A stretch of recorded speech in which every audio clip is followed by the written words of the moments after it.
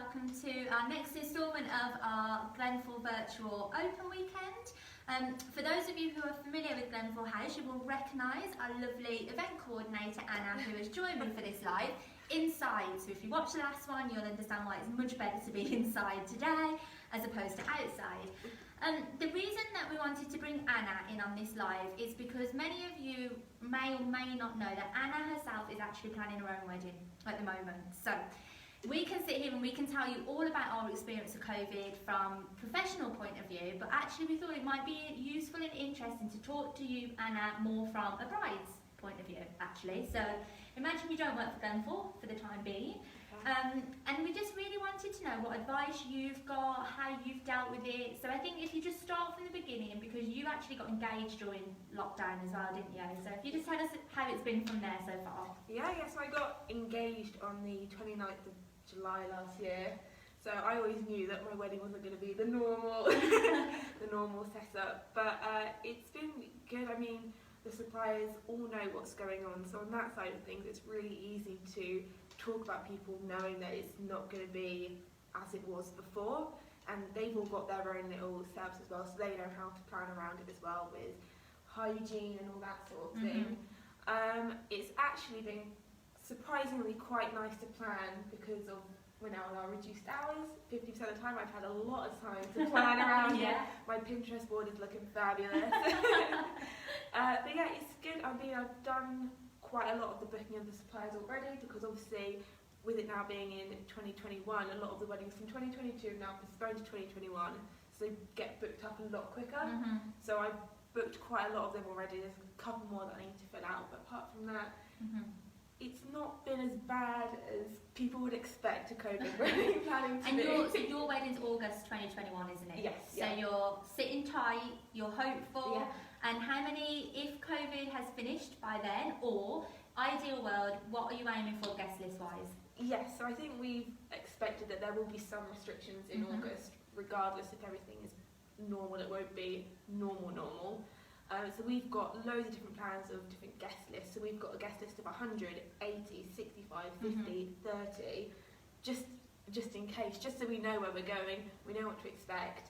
Talking with the venue as well, so you know exactly what the limit is and when you're likely to postpone. If you say you don't want any less than 30, the venue will be like, oh, okay, so these are restrictions, let's think about picking that date a little bit later, and that sort of thing.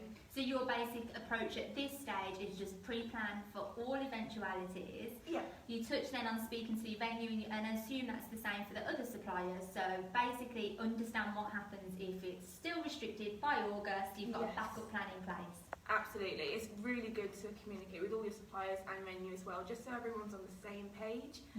But it's also, I feel like if you're planning it all on your own, you don't talk to anyone, it's so hard to get demotivated because you're just in your own little bubble. But if you talk to your venue and anyone like that, it's so much easier to get back into it because you can figure out what you can do. Because obviously if you don't know numbers, you don't want to do seating plans and that sort of thing, but there is things you can do to keep you occupied and to keep you looking forward to it. I think that's the main thing. Most people struggle with the motivation. Yeah. And there's so many things you can do that can keep you excited.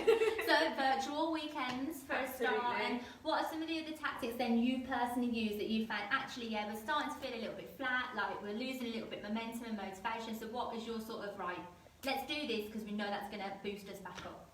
It's just, I'm quite crazy. It keeps me motivated. Yeah, and distracted almost as well.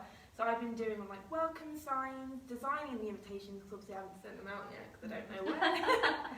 But the design's there though. Yeah, exactly, and stuff like that. I've bought like a little suitcase because I want like a little fake tattoos display and stuff like that that you know you want visually as well, like decorations. There are so many decorations that you can do that doesn't involve anything to do with number of guests and can be really cheap as well. So even if you do have 30 guests, you could be like, I don't want to spend that much money on anything with 30 guests. There are things you can do that are really cost effective. So I'm doing like little paper stars as well and that sort of thing. There's loads you can do. So your best approach at the moment is to keep distracted, keep busy and look forward and do the things that you can do that you know aren't going to change no matter when the day is and no matter how many the guest numbers are. Absolutely.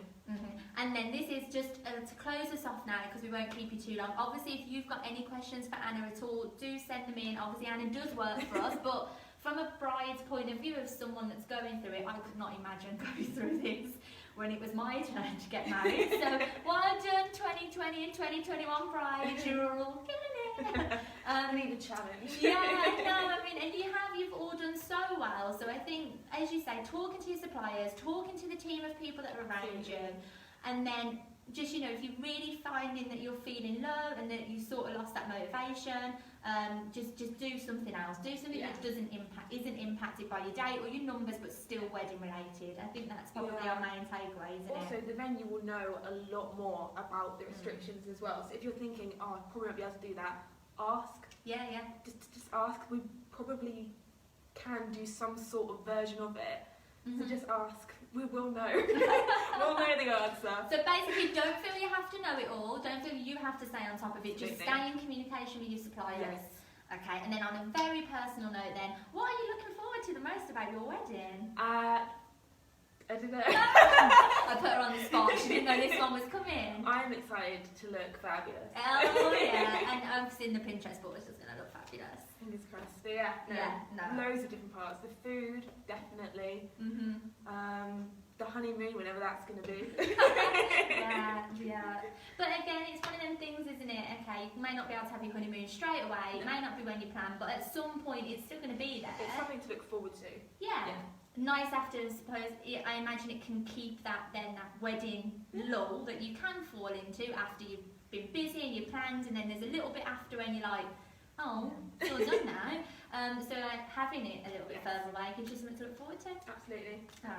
Well, thank you so much for joining us. Hopefully you found that useful. But as I say, email us if you want to ask Anna anything. She's going through it with you guys. So as well as being your event manager, she can just be a little shoulder, someone who's living it with you as well. So thanks for joining us.